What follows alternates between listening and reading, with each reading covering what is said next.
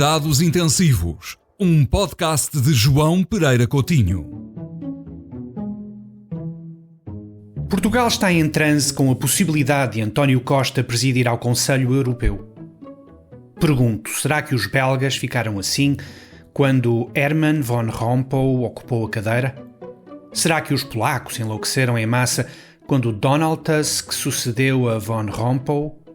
E que dizer novamente dos belgas quando Charles Michel sucedeu a Donald Tusk? Houve desmaios de emoção nas ruas de Bruxelas pelo facto de os nativos enviarem um segundo compatriota para o cargo? Faço estas perguntas na maior das inocências, só para aferir o nosso grau de provincianismo.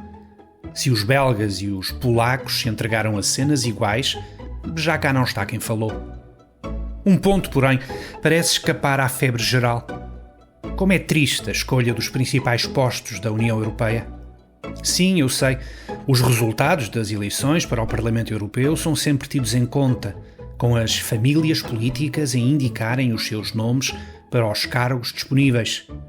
Mas tirando esse leve perfume democrático, tudo é feito longe da vista, em conversas de bastidores, sem que os candidatos tenham passado pelo crivo eleitoral. Deixemos de lado a presidência do Conselho Europeu, um cargo essencialmente diplomático que, a confirmar-se, António Costa fará bem. Fiquemo-nos pela presidência da Comissão Europeia, que detém o essencial do poder executivo e legislativo. Será que a indicação de um nome pelos chefes de Estado ou de Governo basta? E será que basta uma maioria no Parlamento Europeu para o confirmar, sem que os europeus tenham uma palavra sobre os méritos ou deméritos da criatura? Não creio. E acrescento, este déficit democrático, nunca devidamente corrigido, também explica o ressurgimento dos nacionalismos na Europa. Que os portugueses andem embasbacados com as aventuras europeias de um membro da tribo, eu percebo. Mas para qualquer democrata liberal, a dança das cadeiras que se prepara em Bruxelas é um espetáculo melancólico de se ver. Já quase não é notícia. Um restaurante israelita foi vandalizado em Lisboa por defensores da Palestina.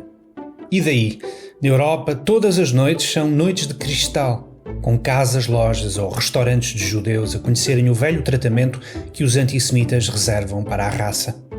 É uma espécie de punição coletiva, ao gosto do velho Adolfo, porque os antissemitas, ironicamente, não discriminam. Se são judeus, são culpados. De quê? De serem judeus, obviamente. A guerra em Gaza não passa de um pretexto. Que o diga Bernard-Henri Lévy, que em ensaio recente dedica algumas linhas à forma como o massacre de 7 de outubro foi rapidamente suplantado pelo ódio mais antigo que existe. O título é Solidão de Israel, foi publicado pela Guerra e Paz, e essa solidão começou quando os corpos das vítimas ainda não tinham arrefecido. Milhares de seres humanos foram executados, queimados, degolados, centenas foram raptados, tudo devidamente filmado por terroristas orgulhosos da proeza.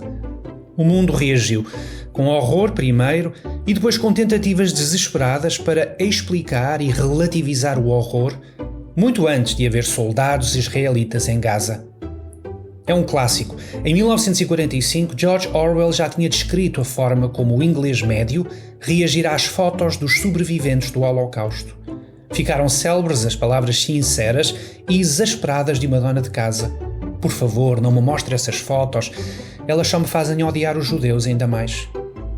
O livro de Bernard-Henri Lévy é uma defesa de Israel que não se furta aos temas mais espinhosos, como a morte dos civis em Gaza, que o Hamas usa como escudos humanos, a loucura dos colonatos na margem ocidental, que adia a solução dos dois Estados, e o extremismo ideológico que tomou conta do governo de Benjamin Netanyahu e que só os israelitas podem resolver pelas urnas. Subscrevo cada palavra, mas para memória futura ficarão as duas pornografias que inauguraram a guerra em curso, o massacre do Hamas e a tentativa de o cancelar. Literalmente, como esquecer a fúria dos antissemitas quando rasgavam os cartazes espalhados pelas cidades com os rostos dos reféns. Aqueles rostos, longe de inspirarem compaixão, despertavam o ódio pelas vítimas. A senhora inglesa sabia do que falava. Cuidados Intensivos, um podcast de João Pereira Coutinho.